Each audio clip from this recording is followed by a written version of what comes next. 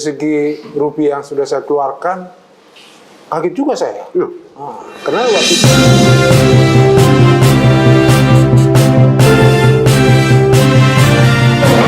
Assalamualaikum warahmatullahi wabarakatuh. Horas Sitaganupan. Seperti biasa, bincang Lekirman pada malam hari ini saya ingin buka jolo telir tip sanggar sabain huru-huruan jolo sinukun marga asabinoto partuturan. hemat itu. Pak Sukirman Wong Jowo asli Purworejo.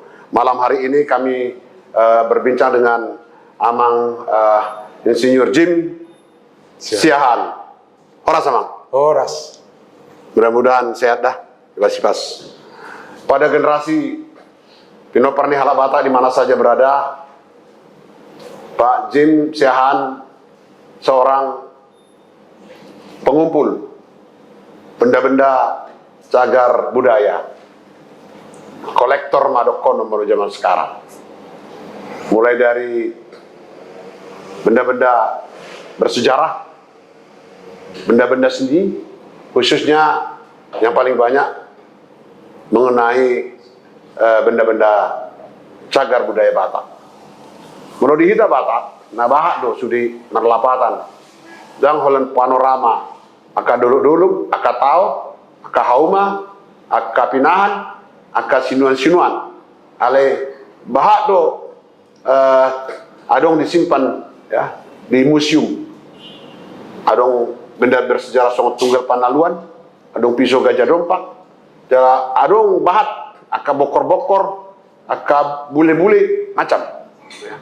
Amang Jim, kami mengetahui Amang adalah pengumpul benda-benda bersejarah, khususnya yang berkaitan dengan budaya Batak. Boleh diceritakan mulai kapan Amang mencintai ini dan apa motivasinya sebetulnya itu? Baik Amang. Jadi kalau bicara mengenai pengumpulan, tentu kita bicara tentang masa lalu. Masa lalu lebih umumnya sejarah. Jadi saya sejak kecil kebetulan sudah dikenalkan kepada sejarah oleh seseorang yang mungkin sudah jadi sejarah juga bagi kita. Namanya Bapak Jamnuddin. Bapak Jamnuddin. Jamnuddin Margahau. Jamnuddin ini kalau sepanjang yang saya tahu dia berasal dari Minang. Dari Minang, oke. Jadi beliau adalah salah seorang penggagas atau seorang budayawan yang membawa sebuah era di mana cergam, cerita bergambar Sumatera Utara menjadi satu kelompok yang bisa dikatakan paling hebat di Indonesia. Oh, cergam ya? Iya, Cerita bergambar, oke. Jadi masa itu ada tahun-tahun berapa itu, Bang? Itu tahun 60-an. 60-an. Jamnuddin, oke. Jadi di situ ada Taguan Harjo, Oh iya, iya. ada Jamnuddin, Ya. ada Bahjar dan lain-lain. Bazar ya. Dan kebetulan Bapak Jamnuddin ini dia banyak membuat cergam yang bercerita mengenai masa lalu dan sejarah Oh. tentang Sumatera Utara khususnya. Oh. Jadi banyak bercerita yang membuat saya, masa itu sebenarnya saya belum sekolah, tapi saya sudah dikenalkan dengan cergam ini oleh orang-orang di rumah yang sudah lebih tua.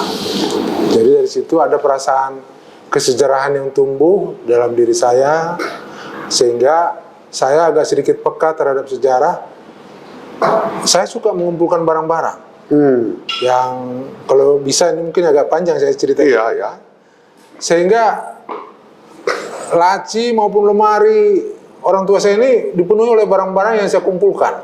Oh. Nah, baik itu kelereng, baik itu apa, pokoknya yang berbau agak sedikit masa lalu saya taruh di situ. Jadi yang baik permainan anak-anak, pemiam-miam dana, aka alat-alat senjata, aka tapel gitu-gitu. Terutama hal-hal yang agak sedikit antik.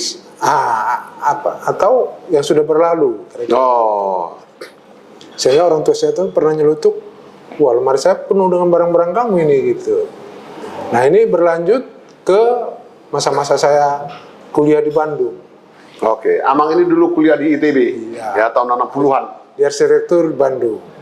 70 tahun Di 70-an, arsitek. Iya. Jadi di sana memang budaya di Bandung itu jauh lebih hebat daripada yang saya temukan di Medan. Meskipun sebenarnya Medan pernah menjadi sebuah kota kosmopolitan yang cukup terkenal Cukup pada zaman itu ya. Tapi Bandung menyimpan barang-barang yang buat saya menjadi sebuah kepuasan yang sendiri. Jadi meski saya waktu itu masih kuliah, Jadi muncul lagi libido itu makin saya subur. suka ngumpul-ngumpul barang-barang yang lama ini. Karena kebetulan mungkin di era itu adalah zaman transisi dari era kolonial, orang-orang tua yang dengan barangnya yang era kolonial ke masa modern. Mereka merasa modern, Ya, ya. sehingga mereka mengganti barang-barangnya, barang-barangnya Diloakan. Iya, oh. jadi kursi-kursi kuliah saya, meja semua itu barang-barang bekas yang menurut saya jauh lebih bagus daripada barang-barang yang baru. Begitu jadi. Di mana Amang simpan ini waktu di Bandung? Nah. Kalau dapat barang-barang. Jadi lucunya barang-barang ini saya simpan di tempat indekos. Kan saya indekos di sana. Iya, iya, iya. Kadang-kadang karena kamar saya udah penuh, saya titip di kamar-kamar teman saya yang lain. Oh. Nah, itu pun sampai suatu waktu induk sebangsa itu ibu kos negur saya. Wah, jangan terlalu banyak beli barang. Rumah saya penuh dengan barang-barangnya Jimmy nih, gitu. Iya. Iya, jadi agak lucu juga. Dan ini membawa saya menjadi seorang kolektor dan jual juga. Jadi di sana istilahnya kolektor, mengkolek dan dol. Kolektor. Jual. Kolek dan Dol. dor. Nah, bahasa Jawanya dol ini kan. Dol. Kolekdol ya. Bahasa Jawanya bukan kolektor tapi kolekdor. Dikolek, dikumpul dan didol. Lagi bahasa Jawa iya.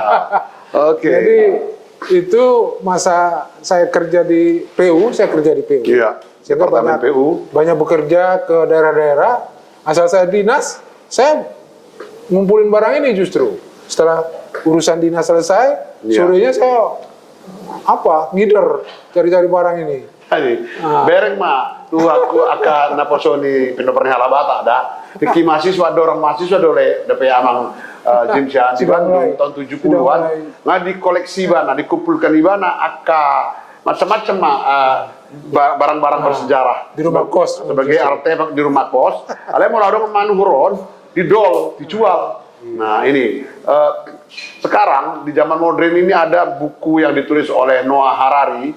Dia nama bukunya itu Homo Sapien dan Homo Deus. Homo Sapien adalah masa lalu, Homo Deus adalah masa depan. Ya, kelihatannya ya masa lalu dan masa depan digabungkan oleh masa kini, Itu. Kira-kira Amang apa kepuasan yang Amang dapat dengan mengumpulkan benda-benda bersejarah, khususnya nantilah yang berkaitan dengan Batak? Iya. Jadi pertama-tama itu memang tadi itu karena punya latar belakang sejarah itu. Latar belakang sejarah dan menemukan barang-barang yang mengisi ruang-ruang sejarah itu. Nah, disitulah kepuasannya. Seperti kita lihat di foto ada Bung Karno pakai kursi begini, terus kita temukan barang itu di tempat tukang loak begitu. Nah itu merupakan sebuah kepuasan. Seperti ini Amang. Ya. Ini bisa diceritakan dari mana Amang dapat ini? Nah kalau ini tapanuli. Iya. Nah, sebenarnya ini kalau di sana disebut pagar. Nah, jadi ini semacam simbol daripada kekuatan yang di luar kekuatan manusia. Ya, supranatural ya. Nah, supernatural. Ini dengan melihat ini dia merasa dikuatkan. Tondinya. Iya. Jadi dia merasa dikuatkan dengan menyimpan ini di rumah, dia merasa lebih tenang. Sebenarnya bukan karena barang ini yang membuat apa yang menjadi dia penjaga, sebenarnya bukan itu. Tapi ini simbol yang memberi dia kekuatan diri bahwa dia bisa, gitu, kira-kira begitu. Kalau kita sekarang bilang motivator apa-apa gitu. Yang menjadi motivator mendorong ya. Oke, sampai dengan sekarang Amang berarti mungkin sudah ada 40 tahun atau 50 tahun ya, Amang melakukan pamungguhun angka benda bersejarah. Kira-kira ada berapa ratus yang terkumpul Jadi sekarang ini, dari batu, alat rumah tangga dan segala macam. kebetulan saya itu bukan, atau katakanlah tidak pernah mencatat-catat itu, Amang. Oh, tidak pernah mencatat ya? Ada di taksir-taksir? Taksir, saya pernah suatu waktu menaksir dari segi rupiah yang sudah saya keluarkan, kaget juga saya. Iya. Karena waktu itu kan kwitansi-kwitansi masih ada. Iya. Saya hitung-hitung, besar sekali ini. Gitu. Oh. Jadi ini Waktu membeli itu Amang pakai Tidak. perhitungan atau Tidak. masalah ada uang beli aja asal suka? asal punya Asal uang. suka beli? Iya, Walaupun merasa- itu mahal? Untuk merasa ukuran. justru harus cari uang supaya membeli gitu. Supaya bisa Oh. membeli. Jadi bukan karena ada orang kepepet, ini barang murah, kita beli, bukan begitu? Jadi mungkin bisa jadi cocok gitu kan. Kita mau pengen beli terus ada yang ngasih barang yang kita pengen beli ya, apalagi harganya murah, itu sangat Happy ya? menambah sedikit happy juga. Gitu. Oh, jadi perlu diingat generasi muda, seorang kolektor yang tanpa menyadir bahwa ini benda-benda bersejarah, ya, khususnya mulai dari benda budaya yang folklore, yang intangible. Ini literasi yang literasi non lisan ini, karena dia bisa bercerita banyak. Ini harganya tidak tentu, ya, tetapi memang kalau dapat yang harga merek ya nggak masalah.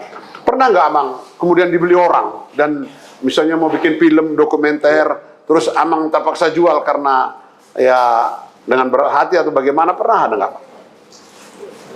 Kalau itu sering terjadi. Iya. Tapi cerita mengenai tadi itu juga saya pernah.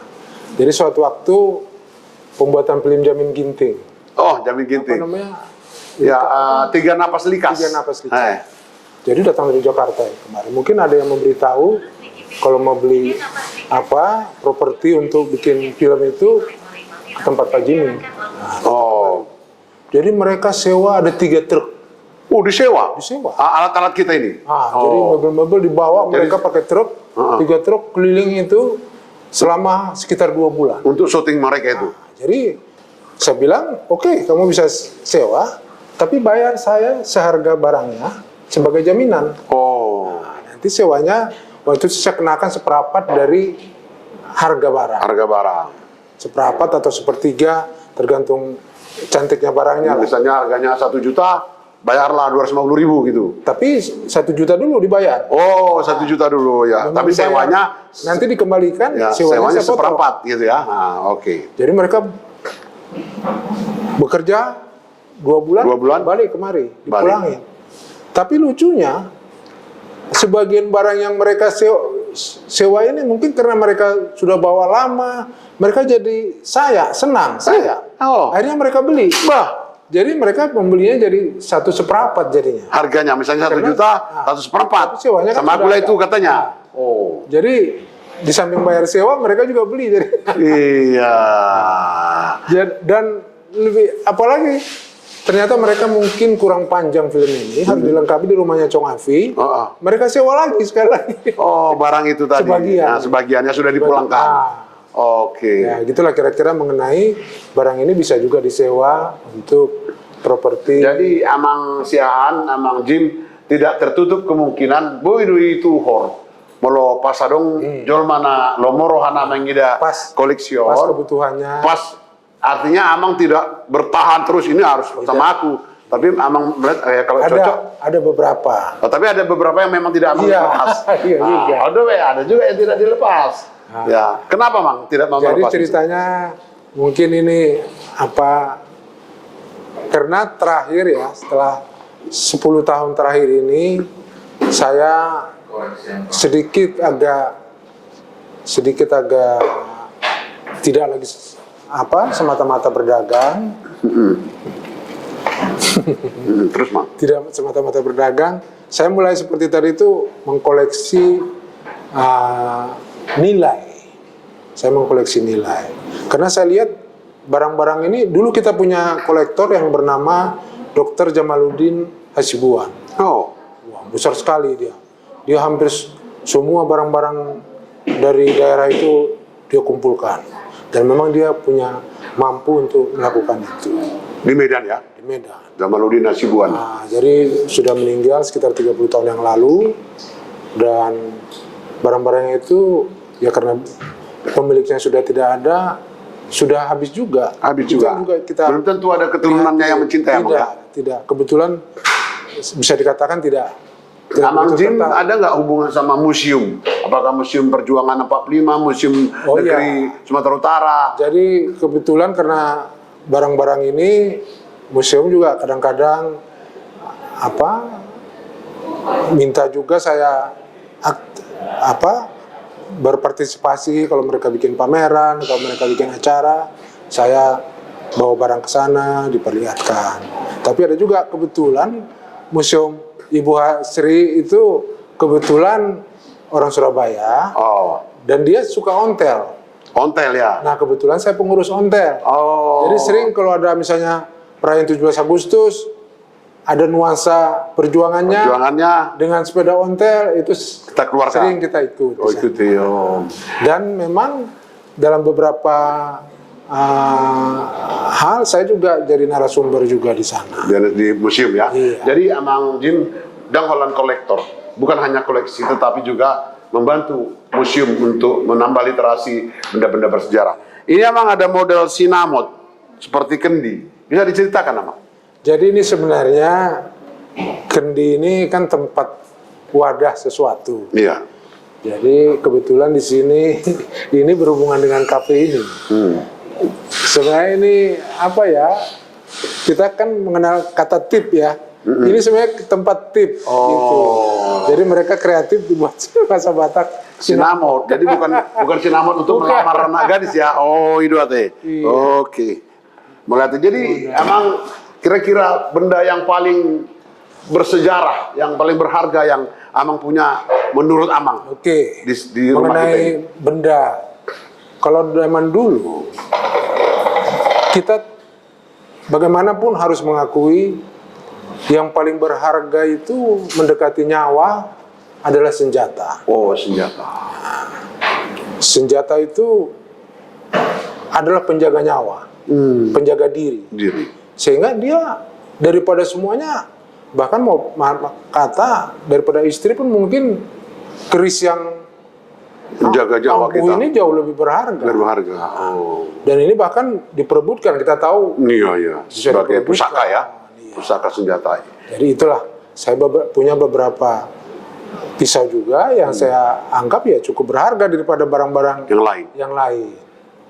Itu dipegang oleh pejuang-pejuang yang dulu atau raja-raja dari Batak misalnya? Jadi Karo, Simalungun? Jadi memang di situ keterbatasan saya, karena saya pun kebetulan baru sekitar belum sampai 10 tahun saya melakukan itu. Setelah barang-barang mebel apa segala macam ini vintage sudah saya tidak main lah istilahnya. Saya beralih ke barang-barang yang tadi itu barang-barang sedikit ke etno ya, suku ya. Iya. Baik. Ada juga musik, gramafon, ya, Iya. kursi, Iya. mebel dan lain-lain.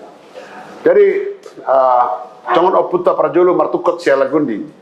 Pinuka akan julu ihuton akan adipuri. Harari mengatakan homo deus ya. Ini masa depan. Jim Chahan, orang yang hidup sejak zaman dulu ya, kelahiran generasi bumi baby boomer tahun 50-an sampai sekarang, apa saja mana perlu sukun hamu tentang masa lalu homo sapien yang berkaitan dengan artefak dan warisan-warisan tangible ya, barang-barang budaya, bisa datang ke tempat ini. Kafe Tangga, Jalan Jenderal Suprapto nomor 11 Medan ya. Ini penting di dalam bincang Laikirman hari ini. Asa Pabuahon bahwa mengumpulkan benda bersejarah itu adalah sumber literasi. Jadi beliau adalah perpustakaan yang hidup. Jolma perpustakaan nama nguludon. Boy sukun hamu, apa yang paling mahal tadi? Senjata. Ada yang dusun pisau, ada yang dusun keris, ada yang dusun Halasan, tumbuh lada, halasan dan lain-lain, banyak sekali. Suatu hari nanti podcast ini akan kita lanjutkan untuk melihat koleksi barang-barang tersebut. Tapi hari ini barangkali cukup dulu di situ yang kami tanyakan kepada Amang Jemsiahan. Molati godang tu hita sasudina nadung mangida podcast bincang lekirman di hari ini. Saya ingin sampaikan satu pasal kepada Amang, pinatik huzur di topi tapian. Saya itu dia pe Amang mizur, saya dapat mapar saulian. Saat disuruh saya sak matu botean, saya lirik mahita mangulu, saya sak matu panggabean tu para orasan. Bertemu jangan jemu, berpisah jangan gelisah. Horas.